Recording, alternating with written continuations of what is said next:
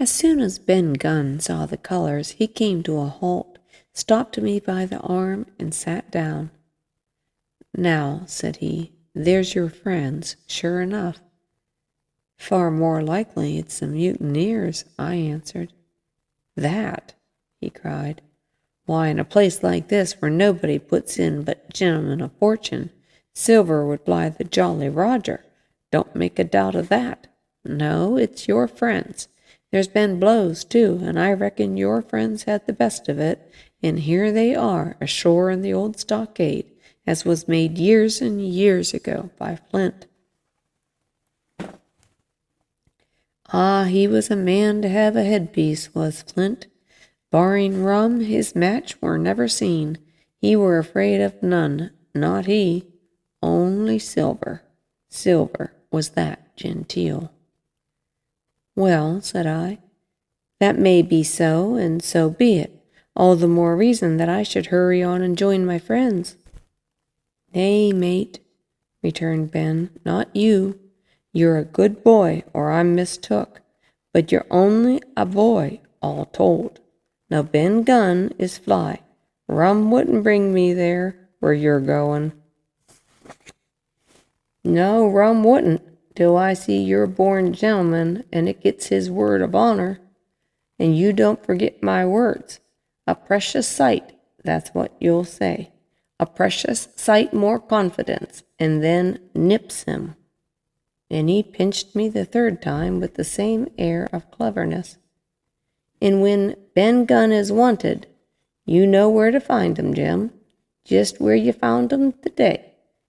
And him that comes is to have a white thing in his hand, and he's to come alone.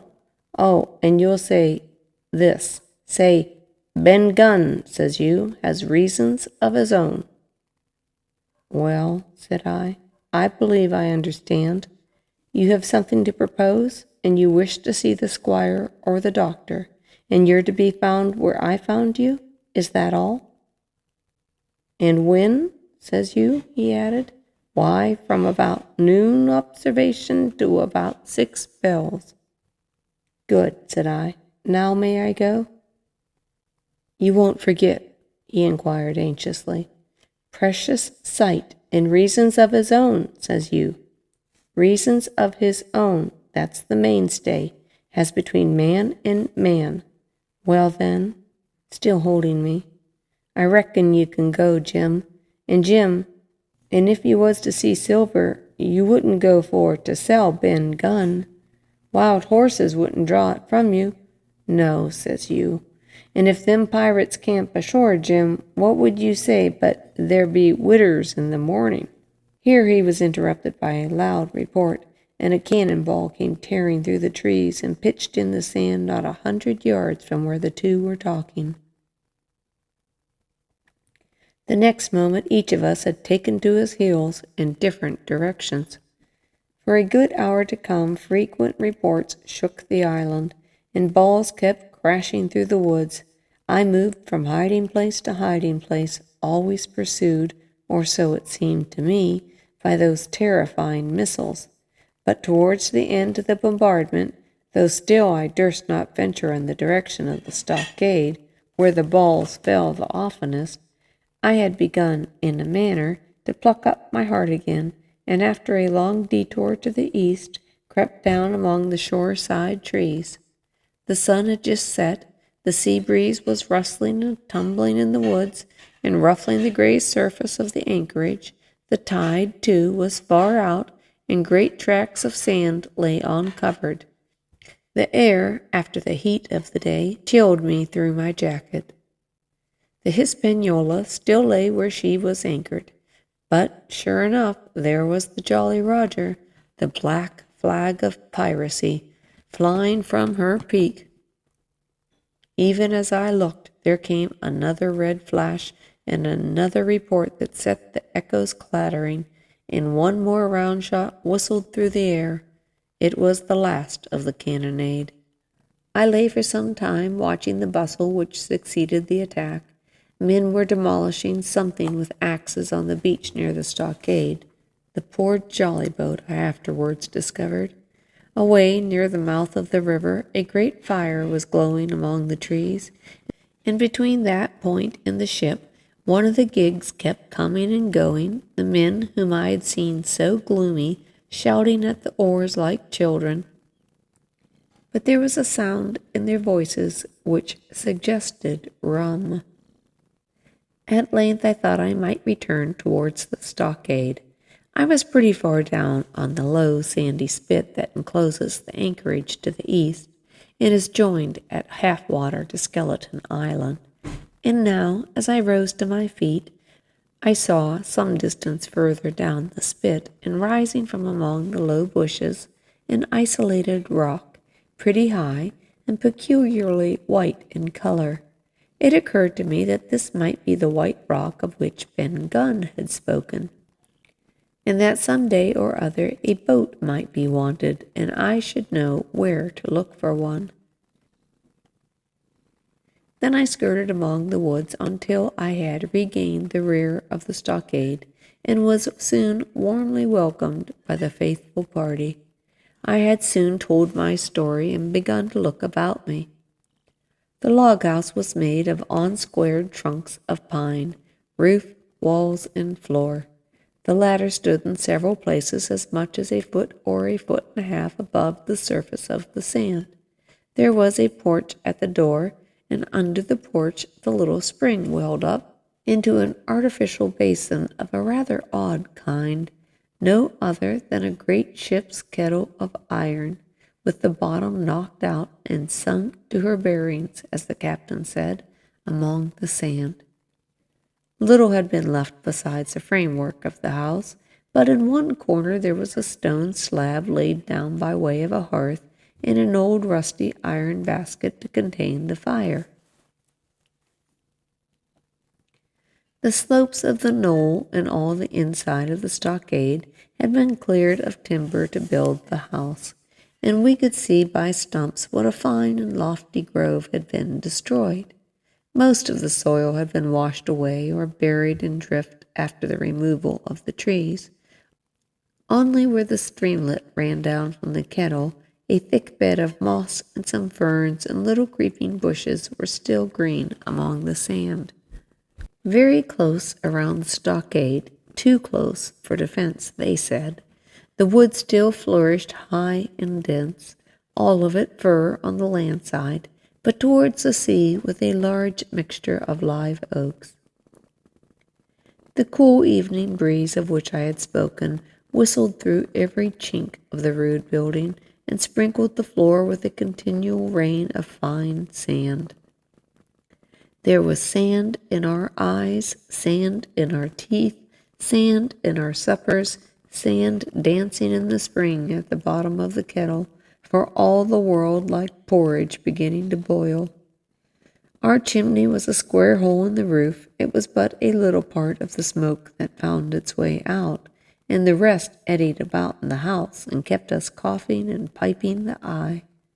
Add to this that Gray, the new man, had his face tied up in a bandage for a cut he had gotten in breaking away from the mutineers, and that poor old Tom Redruth, still unburied, lay along the wall, stiff and stark, under the Union Jack. If we had been allowed to sit idle, we should have fallen in the blues, but Captain Smollett was never the man for that. All hands were called up before him, and he divided us into watches.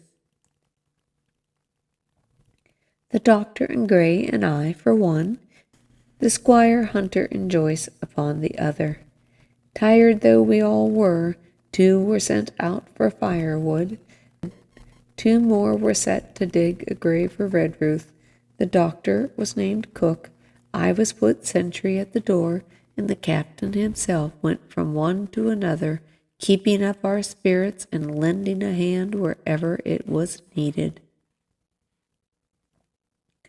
From time to time the doctor came to the door for a little air and to rest his eyes, which were almost smoked out of his head, and whenever he did so, he had a word for me. "That man Smollett," he said once, "is a better man than I am, and when I say that, it means a deal, Jim." Another time he came and was silent for a while. Then he put his head on one side and looked at me. "Is this Ben Gunn a man?" he asked. "I do not know, sir," said I.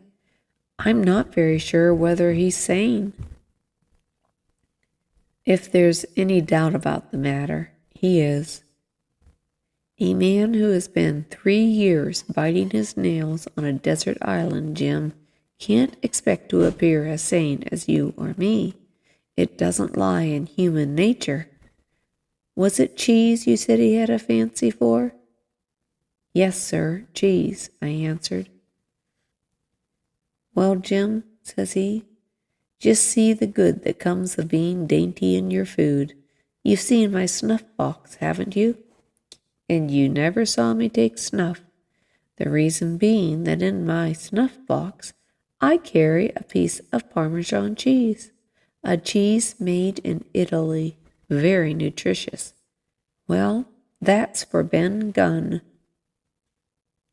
Before supper was eaten, we buried old Tom in the sand and stood round him for a while, bareheaded in the breeze.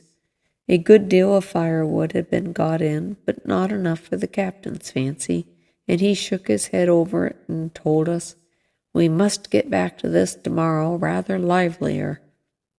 Then, when we had eaten our pork and each had a good stiff glass of brandy grog, the 3 chiefs got together in a corner to discuss our prospects. It appears that they were at their wits' end what to do, the stores being so low that we must have been starved into surrender long before help came. But our best hope, it was decided, was to kill off the buccaneers until they either hauled down their flag or ran away with the Hispaniola. From 19 they were already reduced to 15. 2 others were wounded, and 1 at least, the man shot beside the gun, severely wounded, if not dead. Every time we had a crack at them, we were to take it, saving our own lives with extreme care. And besides that, we had 2 able allies, rum and the climate. As for the first, though we were about half a mile away, we could hear them roaring and singing late into the night. As for the second, the doctor staked his wig that, camped where they were in the marsh and unprovided with remedies, half of them would be on their back before a week. "So," he added, "if we are not all shot down first, they'll be glad to be packing in the schooner. It's always a ship, and they can get back to buccaneering again, I suppose." "First ship that I ever lost," said Captain Smollett. "I was dead tired, as you may fancy, and when I got to sleep, which was not till after a great deal of tossing, I slept like a log of wood." The rest had long been up and already breakfasted and increased the pile of firewood by about half as much again, when I was wakened by a bustle and the sound of voices. "A flag of truce," I heard someone say. Then, immediately after, with a cry of surprise, "Silver himself!" And at that, up I jumped. Rubbing my eyes, I ran to the loophole in the wall.